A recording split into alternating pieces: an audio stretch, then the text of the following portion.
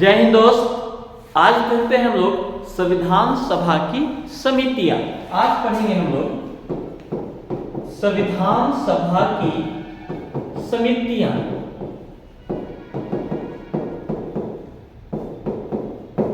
समितियां, एक बात बताइए, जब संविधान सभा बना ना तो सदस्य कितने चुने गए थे? 389 सदस्य चुने गए थे, लेकिन मुस्लिम लीग के हटने के बाद कितने बचे थे हमारे पास? 299।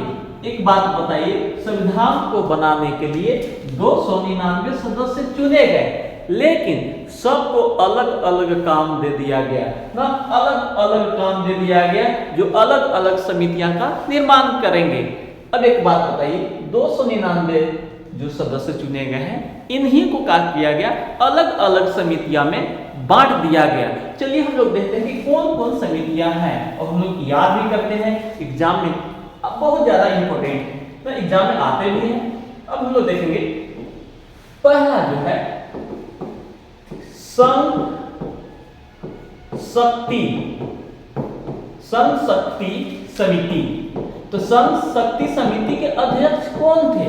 संघ शक्ति समिति के अध्यक्ष कौन थे जी? तो पंडित जवाहरलाल नेहरू। कौन थे? पंडित जवाहरलाल नेहरू। किसको बनाया गया? संघ शक्ति समिति का जो अध्यक्ष है वो बनाया गया है पंडित जवाहरलाल नेहरू को। अब देखेंगे, दूसरा है संघीय संविधान समिति। दूसरा है संघीय संविधान समिति के अध्यक्ष किनको बनाया गया है? तो संघीय संविधान समिति का अध्यक्ष भी पंडित जवाहरलाल नेहरू को बनाया गया है। किनको बनाया गया है? पंडित जवाहरलाल नेहरू को बनाया गया है। ठीक है। अब तीसरा देखेंगे हम लोग कि प्रांतीय संघ। देखेंगे अगला कि प्रांतीय संविधान समिति के अध्यक्ष। तीसरा क्या देखेंगे कि प्रांतीय संविधान समिति के अध्यक्ष। तो प्रांतीय संविधान समिति के अध्यक्ष जो है किनको बनाया गया है? वो बनाया गया है सरदार वल्लभ भाई पटेल को। किनको? सरदार वल्लभ भाई पटेल को बनाया गया है। अब देखिए, यहाँ आपको कंफ्यूजन होगा कि संघ शक्ति की समिति के अध्यक्ष कौन थे ना, या प्रदर्शन प्रांतीय संविधान समिति के अध्यक्ष कौन थे? बड़ा सिंपल याद है। इसमें भी स है, जैसे देखिए आप देखेंगे, जिसमें स है वो क्या है? प। और जिसमें प लगल है वो क्या है? स। जस्ट उल्टा। कहने का मतलब है कि संघ वाला पूछेगा कि संघ शक्ति समिति या संघीय संविधान समिति, तो स वाला क्या है? प, मतलब पंडित जवाहरलाल नेहरू। वैसे याद रखने का सिंपल तरीका है कि प से है तो प से प्रांतीय संविधान समिति पूछेगा, तो प जिसमें लगल रहेगा तो प्रांतीय संविधान समिति वाला क्या है? स है। जस्ट उसका उल्टा, मतलब सरदार पटेल। आप इसको इजीली मार दीजिएगा आंसर। आगे देखेंगे हम लोग, चौथा जो है वो है अल्पसंख्यक। कौन है जी? अल्पसंख्यक समिति। अल्पसंख्यक समिति के अध्यक्ष किनको बनाया गया है? तो अल्पसंख्यक समिति का जो अध्यक्ष है वो भी बनाया गया है सरदार वल्लभ भाई पटेल को। सरदार पटेल को बनाया गया है। देखेंगे, लेकिन इसका पूछेगा आपका अल्पसंख्यक जो है, अल्पसंख्यक ना समिति, उप समिति के अध्यक्ष पूछेगा, ये भी आपके लिए इंपॉर्टेंट है। देखिए, अल्पसंख्यक समिति के जो अध्यक्ष हैं वो सरदार वल्लभ भाई पटेल हैं, लेकिन अल्पसंख्यक उप समिति के अगर अध्यक्ष पूछेगा तो वो कौन है आपका जी? एससी मुखर्जी। कौन है? एससी मुखर्जी ना। एससी मतलब हरेंद्र कुमार मुखर्जी। एच मतलब हरेंद्र, सी मतलब कुमार है। यहाँ सी के वाला नहीं रहेगा कुमार, यहाँ सी से कुमार लिखा जाता है। हरेंद्र कुमार मुखर्जी। आगे हम लोग देखेंगे अगला जो है छठा ना कि मौलिक अधिकार, मौलिक अधिकार समिति, या इसी को मौलिक के जगह पे मूल्य लिख देगा, मूल्य या मौलिक अधिकार समिति के अध्यक्ष किनको बनाया गया? ये भी बनाया गया है सरदार वल्लभ भाई पटेल को, सरदार पटेल को बनाया गया है। ठीक है, लेकिन आपसे क्वेश्चन पूछ सकता है कि अगर आपसे क्वेश्चन पूछे कि मौलिक अधिकार का उप समिति के अध्यक्ष किनको बनाया गया है? ये बनाया गया है आपका जेबी कृपलानी जी, जेबी कृपलानी जी को बनाया गया है।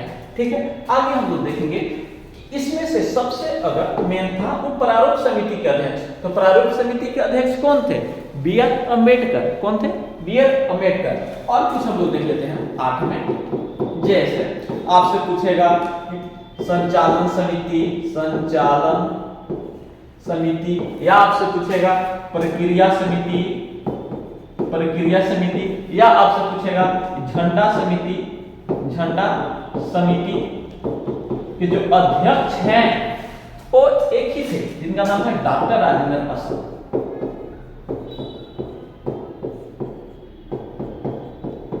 डॉक्टर राजेंद्र प्रसाद।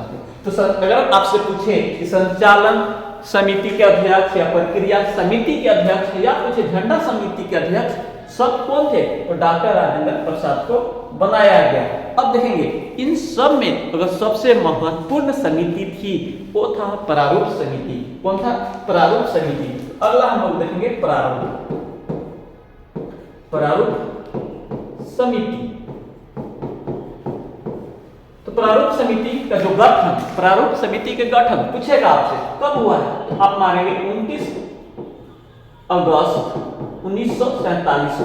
कब हुआ है? 29 अगस्त 1947 को। इसमें कितने सदस्य थे? तो सदस्य की संख्या पूछेगा तो सदस्य की संख्या कितने थे?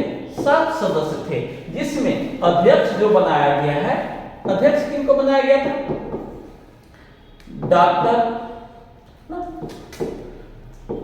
बी आर अम्बेडकर ना, डॉक्टर बी आर अम्बेडकर को ना, डॉक्टर भीमराव अम्बेडकर को क्या बनाया गया है? वो बनाया गया है आपका अध्यक्ष। ये क्या थे जी? अध्यक्ष। तो आपसे पूछे कि प्रारूप समिति का अध्यक्ष कौन थे? तो बी आर अम्बेडकर ना। सदस्य की संख्या पूछेगा तो सदस्य कितने थे? 7 सदस्य थे। तो अन्य 6 सदस्य और कौन कौन थे? तो अन्य 6 सदस्य का नाम आपको पूछेगा। बहुत बार एग्जाम में आया हुआ है, जैसे पूछता है कि निम्नलिखित में से कौन है जो प्रारूप समिति के सदस्य नहीं थे? तो आपको 3 ऑप्शन रहेगा, जिसमें प्रारूप समिति के जो सदस्य रहेंगे उनका ऑप्शन रहता है, और एक वैसा रहेगा जो इनका सदस्य नहीं थे। प्रारूप समिति, तो प्रारूप समिति हम लोग देखें कि 29 अगस्त 1947 ईस्वी को गठन हुआ, जिसमें कितने सदस्य थे? 7 सदस्य चुने गए थे, जिसमें पहला सदस्य कौन थे? बी आर अम्बेडकर, जिनको क्या बनाया गया है? अध्यक्ष बनाया गया है। और अन्य हम लोग 6 सदस्यों को नाम देखते हैं जो बहुत ज्यादा इंपॉर्टेंट है, अलग अलग एग्जाम में पूछे जाते हैं। चलिए दूसरा हम लोग देखते हैं, वो थे एन गोपाल स्वामी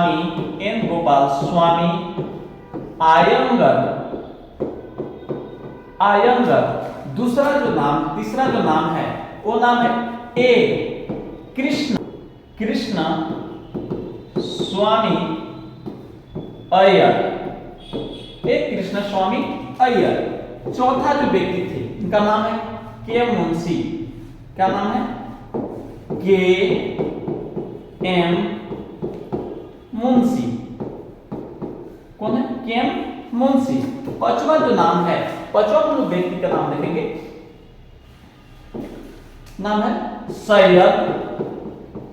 सैयद मोहम्मद सादुल्ला, सैयद मोहम्मद सादुल्ला। छठा जो व्यक्ति है जिनका नाम है एन माधव राव। छठा व्यक्ति का नाम क्या है? एन माधव राव। तो सतवा हम लोग देखेंगे, सतवा कौन थे? सतवा व्यक्ति जो है उनका नाम है टीटी कृष्णामाचारी। नाम है टीटी कृष्णामाचारी। क्या नाम है? टीटी कृष्णामाचारी। तो हम लोग देखेंगे कितने सदस्य थे? 7 सदस्य थे। सदस्य की संख्या कितना था? 7। देखेंगे जिसमें बी आर अम्बेडकर अध्यक्ष थे, दूसरा थे एन गोपाल स्वामी अयंगर। अगला व्यक्ति कौन थे? ए कृष्णा स्वामी अय्यर। चौथा व्यक्ति कौन? के मुंशी। चौथा व्यक्ति कौन है? के मुंशी। पांचवा कौन थे? सैयद मोहम्मद सादुल्ला। छठा व्यक्ति कौन थे? एन माधव राव। कौन है? एन माधव राव। सातवां कौन थे? टीटी कृष्णामाचारी। लेकिन एक बात और पूछेगा, याद रखने वाली चीज है इसमें क्या, जो एन माधव राव देख रहे हैं वो बीएल मित्र की जगह आए थे। किसके जगह आए थे? बीएल मित्र की जगह। बीएल मित्र का स्वास्थ्य खराब होने के कारण इन्होंने त्याग पत्र दिया था। इन्होंने क्या दिया था? त्याग पत्र दिया था। तो बीएल मित्र के जगह पे कौन आए थे? एन माधव राव। अब देखेंगे टीटी कृष्णामाचारी, इनके जगह पे टीटी कृष्णामाचारी किसके जगह पे आए हैं? ये आए हैं आपको डीपी खेतान। नाम है डीपी खेतान। डीपी खेतान की जगह आए हैं। डीपी खेतान की मृत्यु हो गई थी, तब आया था कौन? टीटी कृष्णामाचारी। यह वीडियो आपको कैसा लगा कमेंट करके हमें बताएं। जय हिंद।